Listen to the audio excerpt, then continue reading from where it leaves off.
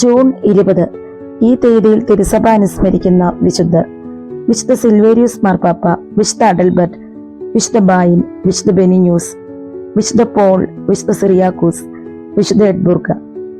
വിശുദ്ധ സിൽവേരിയൂസ് മാർപ്പാപ്പ 536-538 കാലഘട്ടത്തിലാണ് വിശുദ്ധ സിൽവേരിയൂസ് മാർപ്പാപ്പ ജീവിച്ചിരുന്നത്. വൈദികനാകുന്നതിന് മുമ്പ് വിവാഹിതനായിരുന്ന ഓർമിസ്താസ് പാപ്പയുടെ പുത്രനാണ് സിൽവേരിയൂസ് പാപ്പ.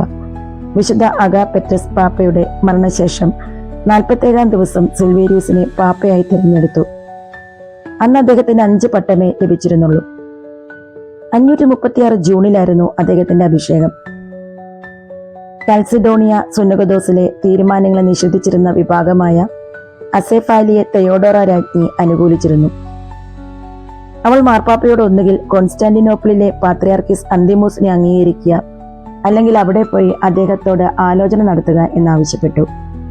അത് സാധ്യമല്ലെന്ന് മാർപ്പാപ്പ മറുപടി നൽകി. അന്ന് കോൺസ്റ്റാന്റിനോപ്പിളിൽ വിജിലിയൂസ് എന്നൊരു ആർച്ച് ബിഷപ്പ് ഡീക്കനുണ്ടായിരുന്നു. അന്തിമൂസിനെ അംഗീകരിക്കുകയാണെങ്കിൽ അദ്ദേഹത്തെ മാർപ്പാപ്പയാക്കാമെന്ന് വിജിലിയൂസിന് രാജ്ഞി വാഗ്ദാനം കൊടുത്തു. അദ്ദേഹം സമ്മതിച്ചു.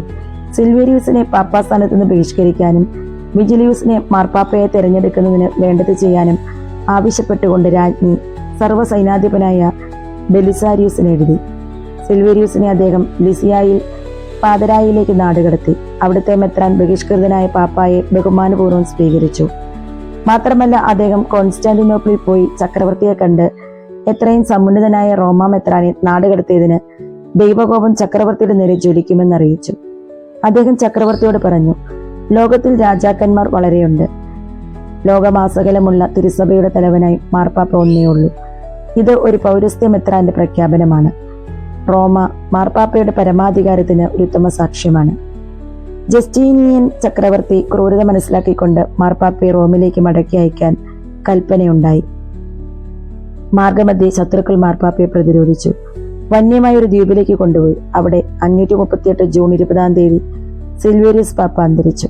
അദ്ദേഹത്തെ ഒരു രക്തസാക്ഷിയായിട്ടാണ് പരിഗണിക്കുന്നത്. ഇന്നേ ദിവസം നമുക്കിങ്ങനെ വിചിന്തനം ചെയ്യാം.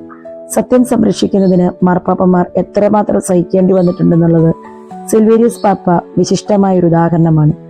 സത്യവും നീതിയും പലപ്പോഴും സഹനം കൊണ്ടേ സംരക്ഷിക്കാനാവൂ.